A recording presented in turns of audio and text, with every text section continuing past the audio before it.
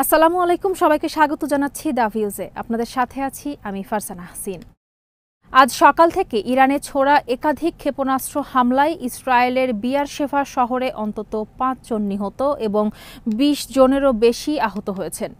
১ ঘন্টার কম সময়ের মধ্যে ৬ বার সাইরেন বাজে ইসরায়েল জুড়ে। ম্যাগেন ডেভিড অ্যাডাম জানিয়েছে, আহতদের মধ্যে ২ জনকে মাঝারি অবস্থায় হাসপাতালে ভর্তি করা হয়েছে এবং ৬ জন সামান্য আহত হয়েছেন। প্রধানত কাটা হাত পায়ের জখম এবং আতঙ্কজনিত উপসর্গে ভুগছেন তারা। একটি ক্ষতিগ্রস্ত ভবনের ৪র্থ তলায় ধ্বংসস্তূপের নিচে আটকে পড়া ৩ জনকে উদ্ধার করা হয়েছে।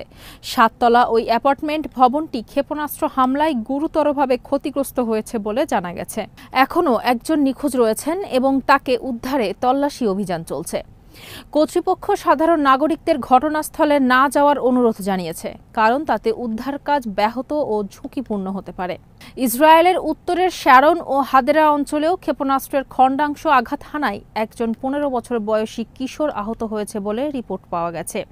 মার্কিন প্রেসিডেন্ট ডোনাল্ড ট্রাম্প ঘোষিত যুদ্ধবিরতি স্থানীয় সময় সকাল ৭টা থেকে কার্যকর হওয়ার কথা থাকলেও ইরান ওই সময় পরেও উত্তরের দিকে ক্ষেপণাস্ত্র ছুড়ে গেছে।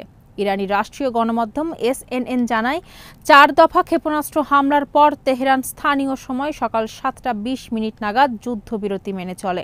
MD-এর একজন জ্যেষ্ঠ প্যারামেডিক শিমরিত সেলা বলেন, আমরা যখন ঘটনাস্থলের দিকে এগোচ্ছিলাম তখন ঘন ধোঁয়ার কুণ্ডলি উঠতে দেখি। গিয়ে দেখি একাধিক ভবন মারাত্মকভাবে ক্ষতিগ্রস্ত। একটি ভবনের প্রবেশপথে এক ব্যক্তিকে অচেতন অবস্থায় পাই। ভিতরে গিয়ে আরও একজন পুরুষ ও একজন নারীকে অচেতন অবস্থায় উদ্ধার করি। আমরা আহতদের চিকিৎসা দেওয়ার জন্য একটি প্রাথমিক চিকিৎসা কেন্দ্র স্থাপন করেছি এবং ভবন ছেড়ে বেরিয়ে আসা বাসিন্দাদের স্বাস্থ্য পরীক্ষা করছি। এরই সাথে শেষ করছি সংবাদ। সবাই ভালো থাকুন, সুস্থ থাকুন আর নিরাপদে থাকুন। আল্লাহ হাফেজ।